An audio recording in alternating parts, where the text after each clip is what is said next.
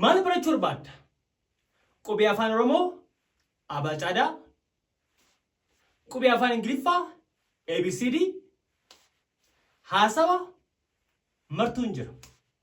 Kanaaf namoonni waan sadii kanneen barachuu murteessan yeroo hundayyuu lakkoofsa WhatsApp kanaan hello hi qubee afaan barachuu barbaada, qubee afaan Ingiliffaa barachuu barbaada, haasaa barachuu barbaada, barreessuu dubbisuu barachuu barbaada jedhaatii naqunnama karaa WhatsAppitiin yeroo kamiyyuu jechuudha.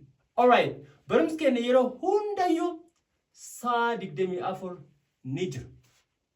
Don't worry, sa'aatii fichii qabinaatii yeroo hunda galmaha sa'aatii isin barbaadeetii isin barsiifna. That's it. You look very tired. Waan dadhabde fakkaata. You look very tired. Waan sirriitti dadhabde fakkaata. I slept only 4 hours last night. I slept only 4 hours last night. Era gargara sa'aatii 4 qofa rafe. Why? Malif, were you working? Why?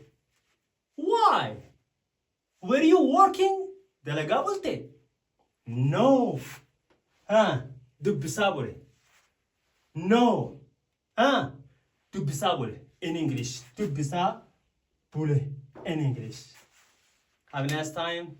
Bye bye. Namoonni afaan Ingiliffaa, afaan Oromoo, qubee afaan Ingiliffaa yeroo gabaa barachuu barbaadan ji'a kun xumuramuuf waan deemuuf dhuma ji'a taanatti yookaan immoo Feebruaarii 1 irraa barsiisuu waan jalqabnuuf guyyaa 5 hafe kana keessatti galmaatii xumuratii baradhaa.